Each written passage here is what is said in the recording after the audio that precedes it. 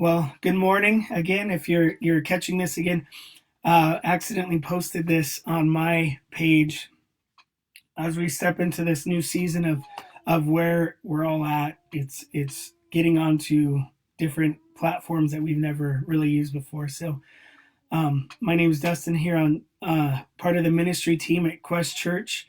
We want to encourage you guys to like this and share it, and just encourage those around you during this time. As we're in this season right now, the youth, we had just started the book of Philippians, and we saw that really humility and service, we as Christians, we look to Christ for that. In Philippians 2, about 6 through 11, the Apostle Paul tells about how Jesus humbled himself and took on this humanity so that he could serve humanity, to give his life for ransom for many, but not negating his divinity.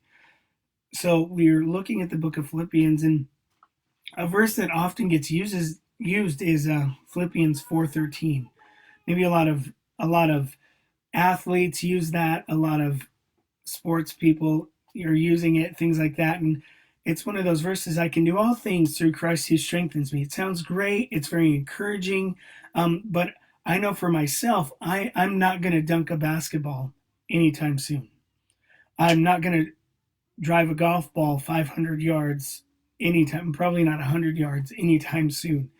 But I'm going to learn how to live my life with this through the strength of the Lord. That is something that I can do. And the why here, Philippians is a book written by Paul, and Paul is in prison at this time. He's got every reason to be very scared, very nervous. At the beginning, in the first chapter, he's talking about he doesn't really know if he's going to make it.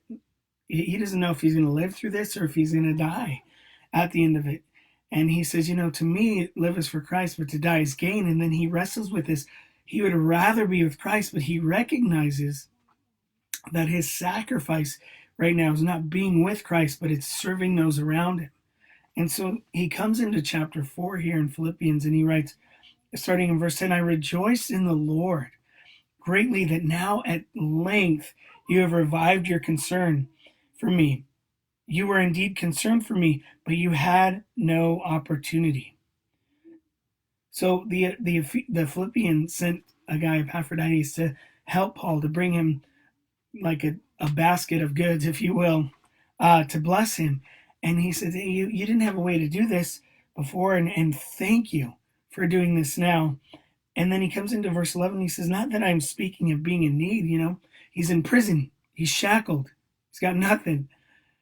He's in prison, and he writes these words, that not that I am speaking of being in need, for I have learned in whatever situation I am to be content. I know how to be brought low, and I know how to abound. If in any and every circumstance, I have learned the secret of facing plenty and hunger, abundance and need. I can do all things through Christ who strengthens me. So what Paul is really bringing to light is a reality of the Christian hope, of really, as we navigate life, as we go through the unknown, we really find our strength in the Lord. Prior to this, we live in San Diego, and we really never question what's coming tomorrow. We've kind of been on autopilot, where things are going well. We might have work. It's going steady, and then out of nowhere, the entire world is shut down. And the normal everyday life that we live is just gone. And so Paul gives us this encouragement to really find our strength in the Lord. And how do we do that? We look at the Bible and say, who is God? From Genesis to Revelation, we are not the main character. So even if we want to kind of flip through and just point at a verse and say, that's mine for today, the reality is that he's writing for a point and a purpose. And Genesis to Revelation is showing us God's attributes and his qualities, his character. So what we do is remind ourselves of who God is. If you're a Christian, you've been saved. What greater from your sin, from the wrath of God, what greater miracle that could there ever be? There's nothing greater than the salvation of your soul.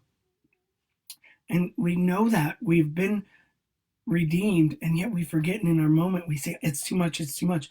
Find your strength in the Lord. Say, God, you are in control. I'm going to trust you in this. I'm going to find my strength in this.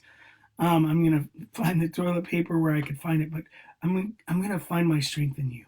That's really where our hope is going to lie, where our strength is going to be, is in Jesus, because he's the Alpha and the Omega. No one is stronger.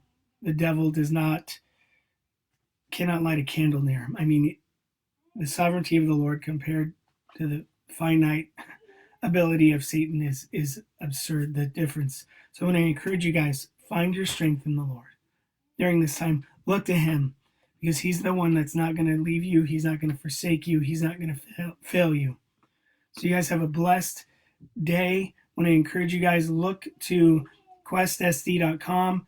We have all of our resources for our life groups there, a teaching from Pastor Sherwood. We have worship with Pastor Brendan. This Sunday, we'll have worship with Pastor Brendan and a message again from Pastor Sherwood. And also for youth, we are going to have a teaching starting the book of Philippians, chapter 1.